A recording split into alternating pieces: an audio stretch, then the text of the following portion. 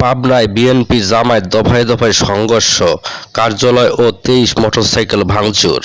পাবনার আটঘরিয়া দেবোত্তর ডিগ্রি কলেজের অভিভাবক সদস্য পদের মনোনয়ন ফরম তোলা নিয়ে বিএনপি ও জামাতের নেতাকর্মীদের মধ্যে সংঘর্ষ হয়েছে। এ সময় উভয় সংগঠনের দলীয় কার্যালয় ও ২৩টি মোটরসাইকেল ভাঙচুর করা হয়। এ ঘটনায় উভয় পদক্ষেপ আহত ৫ জনের হাসপাতালে ভর্তি করা হয়েছে। বৃহস্পতিবার দুপুরের থেকে সন্ধ্যা পর্যন্ত দফায় দফায় এই সংঘর্ষের ঘটনা ঘটে।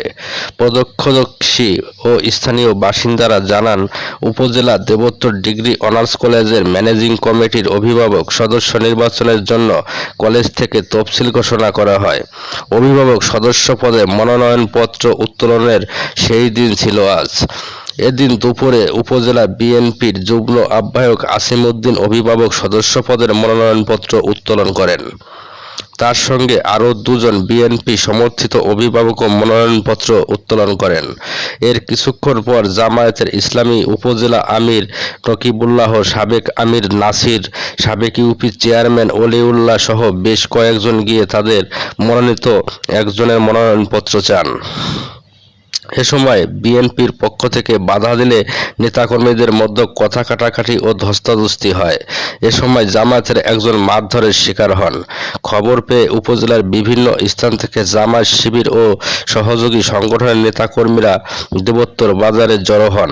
তারা বিক্ষোভ মিছিল নিয়ে দেবোত্তর বাজারে ঘুরে উপজেলা বিএনপির কার্যালয়ে হামলা চালিয়ে ভাঙচুর করেন। পরে জামায়াতের নেতাকর্মীরা জোহরের নামাজ পড়তে মসজিদে প্রবেশ করেন।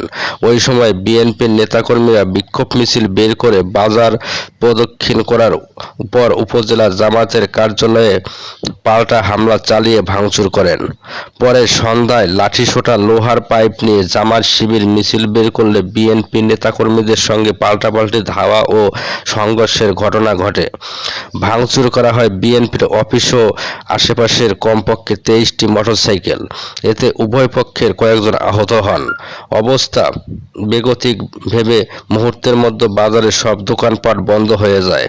খবর পেয়ে পুলিশ এসে পরিস্থিতি স্বাভাবিক করার চেষ্টা চালায়।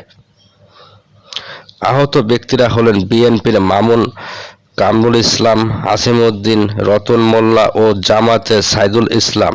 নাম জানা গেছে, বাকিদের নাম পরিচয় জানা যায়নি। আহত ব্যক্তিরা বিভিন্ন ক্লিনিক, হাসপাতালে চিকিৎসা নিচ্ছেন। এ বিষয়ে উপজেলা বিএনপি সদস্য সচিব মনোয়ার হোসেন আলম বলেন, জামায়াতের নেতাকর্মীরা অতর্কিত আমাদের দলীয় অফিসে হামলা চালিয়ে ব্যাপক ভাঙচুর করেছে। কলেজে তাদের সঙ্গে ধাক্কাধাক্কি বা জোর করে বের করে দেওয়ার ঘটনা ঘটেনি। জামায়াতের নেতারা বানিয়ে বলছে। কি কারণে ভাঙচুর করছে জানতে চাইলে মনোয়ার হোসেন বলেন, এখানে পুলিশ সহ সবাই বসছে, এখন ব্যস্ত আছি, পরে কথা বলবো। উপজেলা জামায়াতের আমির মোহাম্মদ নকিবুল্লাহ বলেন, দেবোত্তর ডিগ্রি অনার্স কলেজের ম্যানেজিং কমিটির নির্বাচনে অভিভাবক সদস্য পদের মনোনয়নপত্র জামায়াতের পক্ষ থেকে তুলতে গেলে বিএনপির লোকজন বাধা দেয়। সেই সঙ্গে তারা আমাদের আটঘরিয়া পৌর জামায়াতের আমিরকে মারধর করে। আসরের নামাজের আদায়কালে বিএনপির লোকজন মসজিদের সামনে গুলি ও বোমা ফাটালে আমরা নামাজ শেষে তাদের প্রতিহত করতে ধাওয়া দিয়েছি। পরে মিছিল থেকে অনেক মুসল্লি ছিল, তাদের মধ্যে হয়তো কেউ বিএনপির অফিস ভাঙতে পারে। সন্ধ্যার পরে আবার বিএনপির নেতাকর্মীরা আমাদের অফিস ভাঙচুর করেছে। এ বিষয়ে আটঘরিয়া থানার ভারপ্রাপ্ত কর্মকর্তা ওসি মোহাম্মদ শফিকুজ্জামান বলেন, উভয় পক্ষের অফিস ভাঙচুর করেছে, কিছুটা সংঘর্ষ হয়েছে।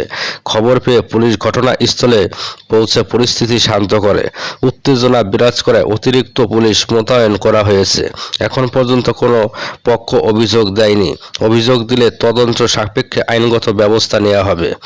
জানতে চাইলে দেবোত্তর ডিগ্রি অনার্স কলেজের অধ্যাপক মোহাম্মদ সাইদুল ইসলাম বলেন, অভিভাবক সদস্য নির্বাচনে মনোনয়নপত্র সংগ্রহের আজ ছিল সেই দিন। বিএনপির পক্ষ থেকে ৩ জন উত্তোলন করলেও জামায়াতের লোকজন তুলতে এলে তাদের বাধা দেওয়া হয়েছে। কলেজ ক্যাম্পাসের বাইরে কি হয়েছে সেটা আমার জানা নেই। তিনি বলেন, নিয়মতান্ত্রিকভাবেই কলেজের এই নির্বাচন সম্পন্ন হবে।